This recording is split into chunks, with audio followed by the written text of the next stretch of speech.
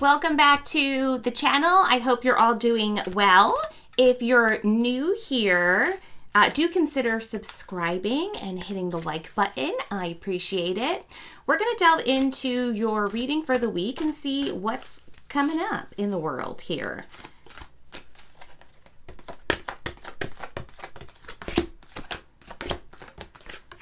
And first we're going to look at some angel messages because that's what I heard was the first thing we should delve into. Maybe that's fitting because I just got this mug that has an angel on it.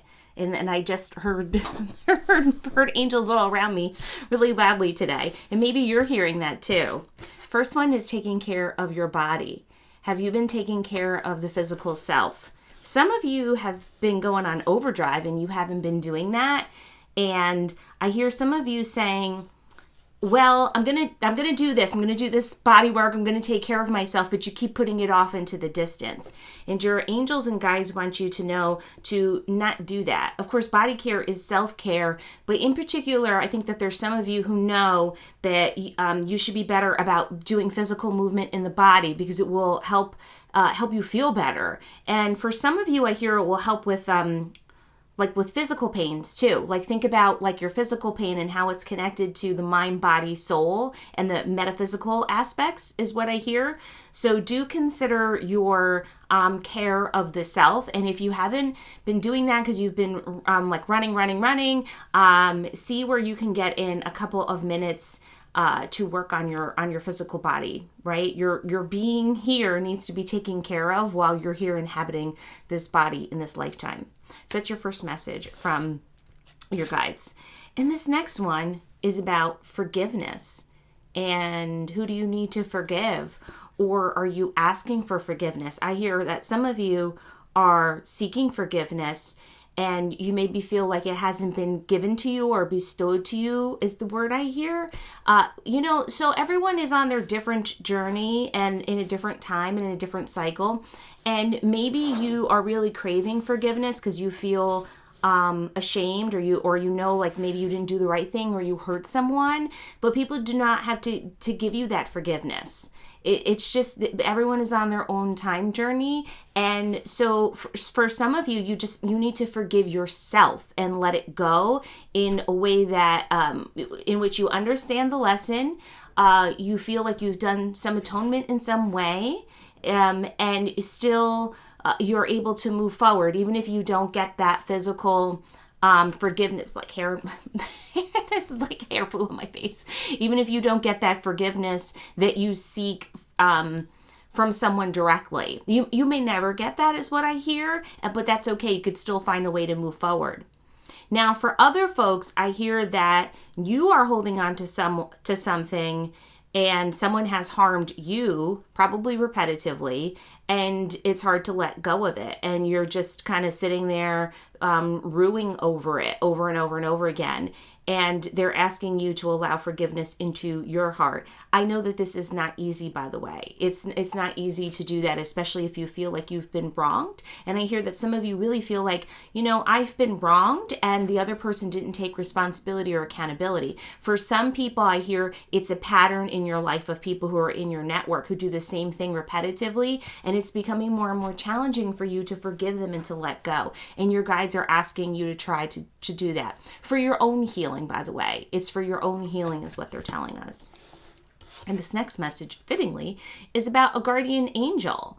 And your guides want you to know that you're not alone and that your angels are there with you. Some of you who are listening to this are deep in grief is what I hear. I think someone may have crossed over either recently or just someone you were very close to, and that was your person. And you don't know if you can recoup ever. Like there used to be like those halcyon days, and you're not sure if those can ever come back. Your guides are sending a strong message to whoever needs to hear this. You're not alone. They're there with you. And if it is your loved one who has crossed over, they're there with you. They're surrounding you, and you can tap into their presence.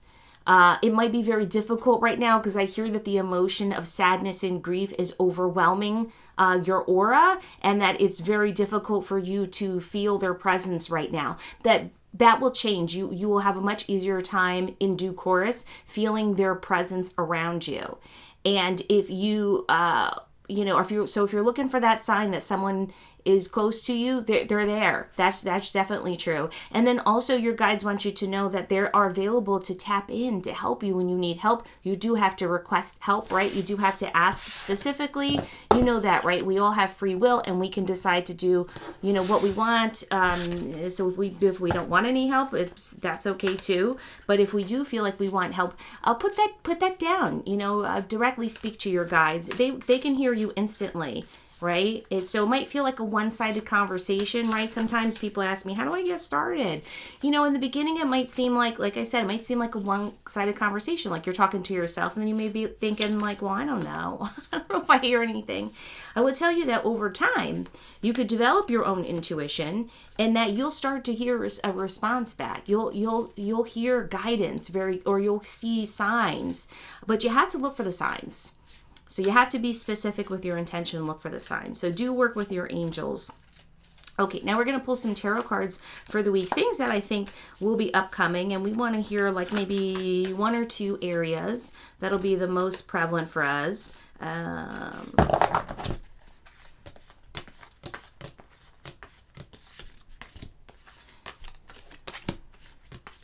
hear like them talking about the holiday, Thanksgiving, that's upcoming here. Oh, they have lots to say. Okay.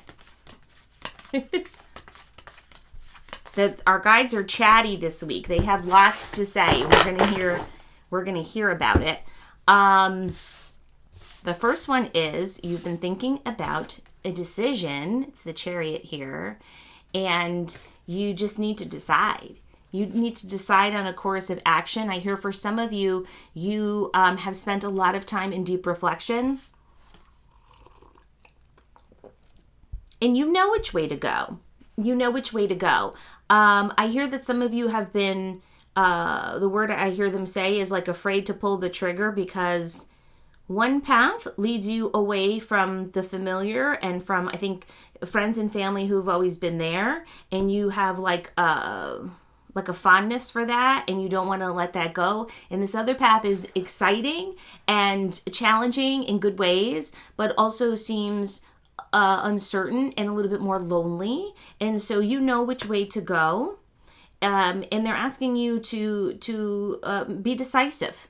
Make a decision. You're ready to make a decision. I hear that you have done a lot of work already, researching things, taking things into consideration, meditating, journaling, praying, all these things. And so you can feel confident with your decision. And that for some of you, again, we had this message before, but some of you are really deep in your mind in grief, and it's really hard. You're just ruing over things constantly. And again, they want you to know that you're not alone. The next card is the Two of Cups. You're not alone. There's other people that are here to help you or that would like to help you. Do ask for help when you need it. Do reach out for help when you need it. A lot of times we we're sad. We feel alone. Again, I acknowledge some of us are alone. That's why your guides let you know you're never alone ever, really, though, because you're always walking here with your guides, with your spirit, whom you're connecting with. But also, there are people who would like to have friendship and partnership with you, and like to have a deeper partnership with you. But you do have to be vulnerable sometimes by either asking for help or chatting about what you're going through or what your issue is. And you'll be surprised at how many people really want to be helpful. They want to be helpful. They want to partner with you. But sometimes we don't know other people's struggles, especially if we feel very much attached to this feeling of doing everything on our own, right? So do consider where you can ask for help and support. And for some of you, I hear you're going through a difficult journey right now, and you need help and support. So do ask for that. Now, another thing that's going to be coming up, and maybe this is fitting because like the holiday season is starting, I've been seeing people out and about shopping. I guess this is Christmas season. I despise Christmas shopping, but I have seen people with like carts of stuff at the store and whatnot, like Christmas is tomorrow and we're doing final shopping or something. And I think this card is asking you, if you're getting started, you know, with the holidays or what have you, to do consider and balance your money and your finance and your, I feel like the consumerism is at an all-time high now, and people are really trying to bombard us with messages that we need to buy this, we need to get this, or we need to do this. And a lot of that is driven, of course, by social media and things like that. But they want you to be balanced with your spending. Make wise decisions around your spending at this time. That's what they say. Again, a very fitting message for us because the holiday season is coming up for many of us, for those of us who celebrate, and people are doing a lot of purchasing and gifting, right? So have a balance with things, right? That's your guidance there. Our other message is a really great one, which is the Nine of Cups. And let me see what they're trying to tell us here. You have what you need to move forward. Some of you, I feel, are feeling very emotional and feeling like, I don't know if I have everything that I need to fulfill this wish. That's what I hear in my head, this wish that you've been wanting, and you're not sure if you have enough of that wish. Like, you don't know if there's enough to fulfill that. They're telling me there is, and if it's not there yet, if you don't have like these like resources yet, they're coming your way. And so for some people, I know that's monetary, but for other people, I hear it's support. Again, it's spiritual support, or people looking for partnership or friendship. And they're wanting you to know that is going to be coming your way, that you will get that. And they're kind of asking you to have a little faith. Again, this connects to with this Chariot card that we had before, right? And it's that fear of the unknown sometimes keeps us frozen where we are. And if we recognize that we're not alone, we're here, we have guides and people with us, helping us, our angels and our other spirit guides, that we can continue to move forward and in a joyful way. And let me ask for one other message for us. The message I hear for us overall this week is to experience joy in whatever way we can. So take joy where you can, right? So if there's a choice between feeling crappy and miserable one day or feeling joyful, even if that seems maybe ridiculous at first to you, pick joy. That's going to move you closer to your goals, right? It's just sitting around in misery. It's not going to help you. And again, we all have these moments, so I'm not being critical about any of it. All of us are in the weeds sometimes, right? But that's really what they want you to know, that you can pick and choose joy. Now, we're going to close off with a oracle message. I might need to throw my glasses on to look at the book. That is the Medicine Woman Oracle. Now, I bought this deck for a dear friend of mine, and she wasn't vibing with this, so she sent it back my way several years later. And if you're new and exploring your oracle and tarot cards, and you maybe have done this already, but you can do this. Maybe you get a deck, you either purchase one or someone was gifted you one, and you've tried it a couple times, it doesn't answer you well, or you're just not vibing with it or with the art. It's a circle. Send them off to other people. That's how I acquire decks. Friends like this one gave this one back to me, and then other ones I send out to other people too if I ended up not getting what I was seeking from it. Of course, do spend some time learning your oracle deck, right? So how do you do that? Just spend some time looking at all the art, shuffling the cards around, getting your energy on them, cleansing the cards, and then maybe you'll have a better result. Sometimes, there's a couple, of course, different ways to, now that you asked me, I'm giving you a little tutorial here, but there's a couple different ways you could read with these cards. You could have a focused question in your mind, or set an intention to hear the best message for you, maybe for the week, for a month, whatever. Or you could just say, guides, pick the card for me that is the message I most need to hear for right now. That's the intention I set for us just now. So we're going to pick one of these Medicine Woman cards and see what we get. And I hear it's this one. Okay, like I said, I'm going to need to throw my glasses on for this one. So this one is stories. I leave you the memory of healing tales. And we're going to see what the guidance is here with this stories.